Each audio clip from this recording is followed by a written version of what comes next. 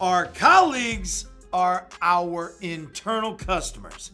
Each of them is as important as anyone we will see today. Be that as it may, the salesperson-business manager relationship is regularly strained. Business managers all experience deals brought back missing routine required information. Also, with more regularity, we will have a deal jacket handed to us with a draft/outside lien attached. Or maybe the salesperson just drove the bus into the weeds regarding term, rate, and payment. We all know the drill, and so it goes on and on with no end in sight. Our anxiety increases just thinking about it, and no one needs to be reminded of the number of hours we will be seeing each other this week. Of course, we'd all live fuller lives if everyone fulfilled their work responsibilities. This applies to everyone. No one is infallible. We all get that, but after a while, repetitive mistakes wear on those involved. To this note, when salespeople come up a little short in some aspect of their duties, things may sometimes become a little tentative. This is witnessed regularly.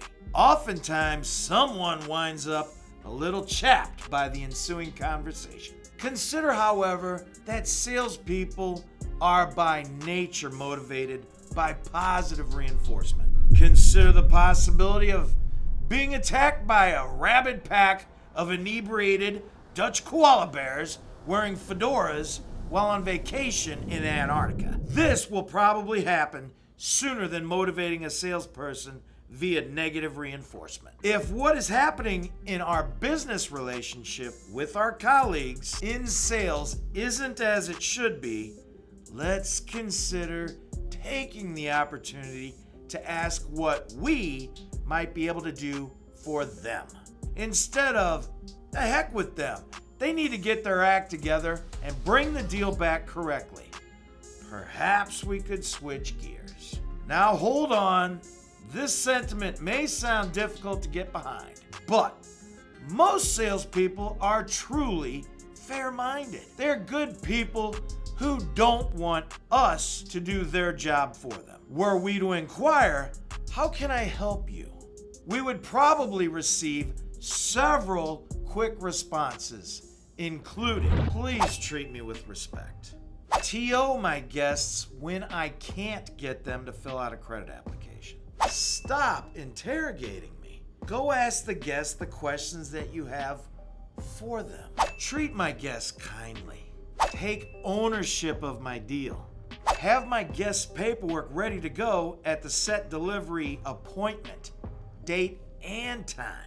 Don't rough my guests up just because they want to pay cash or aren't interested in a vehicle service contract, etc. Let's address these concerns in order. How can we help? Regarding the first statement, please treat me with respect. We all know the golden rule. From way back, we will treat others as we expect to be treated. To the second statement, TO my guests when I can't get them to fill out a credit application. We will explain to our salespeople how to handle a reluctant guest who is trying to force business office related issues into the salesperson's process. We will explain to the salesperson that they may simply share with their guests that, folks, what we are working on currently is step 1 of a 2-step process. Only once you are satisfied with step 2 do we really have a deal.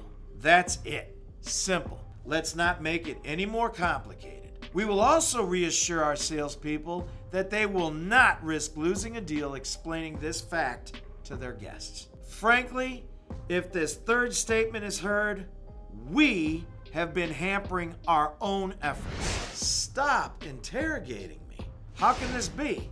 Our salespeople are more keenly aware of the importance of conducting a customer profile than we? This has been covered almost ad nauseum. If we aren't taking advantage of a quick review of the deal particulars with our guests, we are going to experience unrealized potential. Ruefully, we will have forfeited the opportunity to create and build rapport and gather key intel regarding what is important to our guests. Furthermore, interrogating the salespeople usually leads to errors and resentment. We will avoid this.